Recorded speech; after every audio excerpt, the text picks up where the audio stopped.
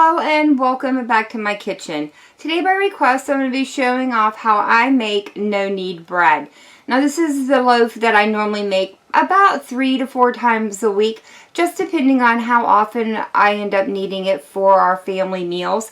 The ingredients are very simple. All you're going to need are 14 ounces of cool water, 1.5 teaspoons of salt, 1/4 teaspoon of instant yeast, and 3.5 cups of bread flour. Those are all our ingredients, so let's get this stuff moved out of the way and we'll go ahead and start bringing our loaf of bread together. I'm going to bring in my glass bowl and start off by adding in my water.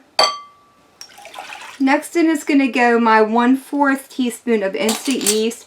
I buy my yeast in bulk just because I make so much bread, and I store it in the freezer until I need this little small container filled, and this one I always store in my refrigerator. It makes it last longer, or at least I think it does. I'm also going to need my 1.5 teaspoons of salt, and that will go in right now. There's the half, and let's get the whole teaspoon. There we go. And now I'm going to add in my 3.5 cups of flour. And all I do is the scoop and shake method. I don't level it off or anything. And I'm going to plop it there on the side so it doesn't splash everywhere. That's our first cup. The second cup. And there is our last half cup. That's all the flour we're going to need.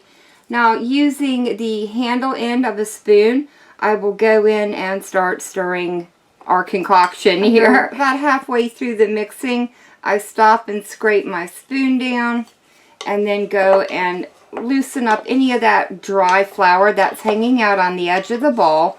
We want to make sure we get all of that incorporated into our bread dough. And then right back in with the handle of your wooden spoon. You're really going to have to give this a good mix, but you should never have to get your hands in there to help it along at all. There we go. Once you get all of that dry flour incorporated in, that is done. We're going to go ahead and set it there, and I'm going to cover it with saran wrap and allow it to sit out on the counter for anywhere from 8 to 12 hours. What I normally do is either get this ready the night before I want it and allow it to sit and rise on the counter overnight, and then I'll bake it off in the morning. Or if I want it for later in the evening and I didn't have time to prepare the day before, I will get it ready first thing in the morning and allow it to sit out on the counter all day. And when I'm ready for dinner, I just have a fresh batch of dough to throw into the oven. But this one is the one we just got ready. I did go ahead and think ahead and prepare one this morning so I could move my video along just a little bit faster. This one I got ready about 7 o'clock this morning, and it's been sitting here rising on the counter for about 8 hours, and it is ready for its next proofing. I'm going to start by going in and degassing our bread dough.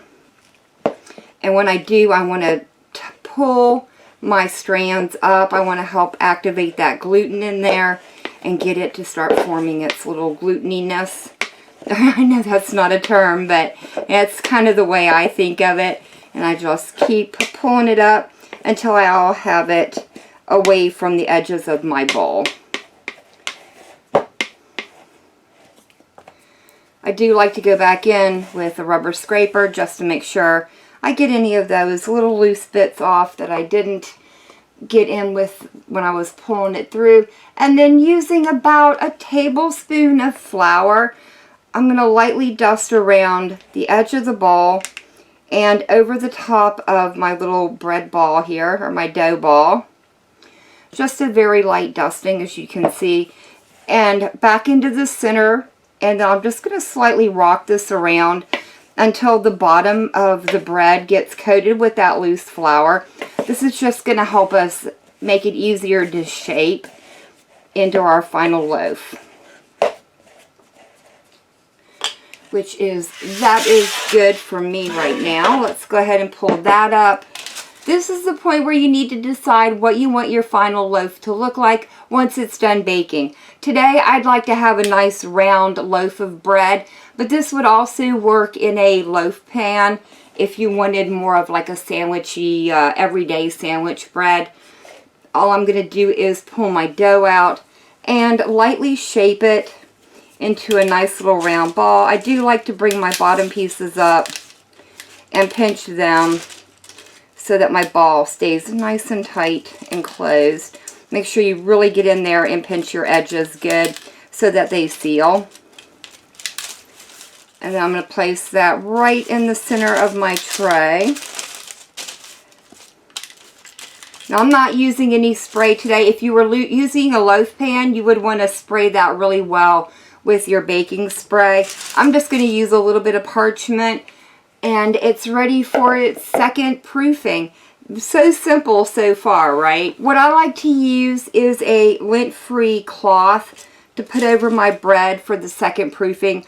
I buy cloth baby diapers because I can't find like the lint-free tea towels anymore.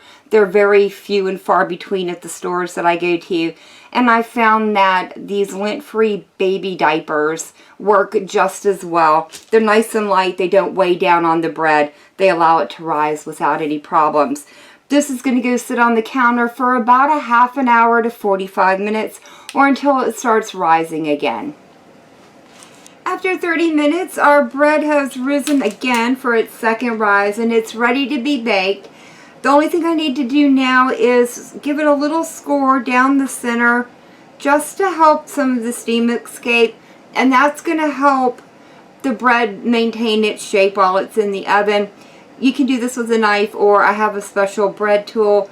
You can get as fancy or as unfancy as you want with this. I do like to put a couple of slashes down it just to make it look nice once it's baked. But you certainly don't have to do that. Just make sure you get that one score right down the center.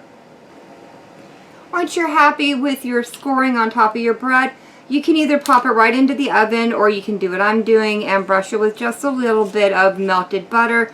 Or this could easily be an egg wash or just a simple wash of milk if you want to. This just helps give it a nice, lovely golden brown crust when it comes out of the oven.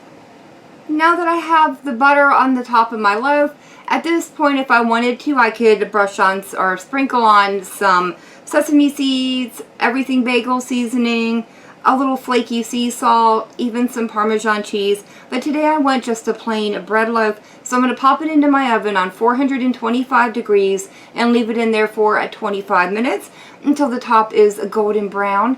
And when I tap on it, it sounds hollow on the inside. So I'll see you once this is out of the oven.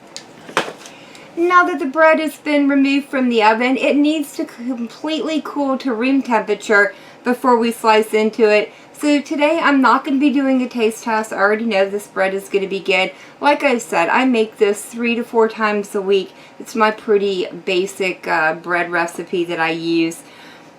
You know, from here, this is just a really good stepping stone if you're just learning how to make bread. I really like the no-knead method. It's pretty foolproof and really hard to mess up. I think the only thing that could go wrong is if your yeast isn't bad.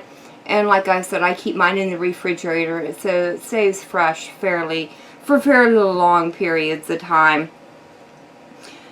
If you would like to see more bread recipes to see how I can jazz this up and turn it into something maybe like a cheese bread or a garlic bread, I do make a lot of olive breads. We like those here. Let me know down in the comment section below. I'm very happy to come back and visit some more bread recipes. It is one of my favorite things to bake. And with the holidays coming up, you know, maybe you'll be more willing to get out there and try making some fresh bread for your family this holiday season. So that is going to be it for me for the day. If y'all have enjoyed this video, leave me a comment down below. If you guys try out this bread recipe, let me know how it turned out for you. And as always, thank y'all so very much for joining me today. Above all, girl, I hope you guys have enjoyed, and I hope I'll see you in the next one.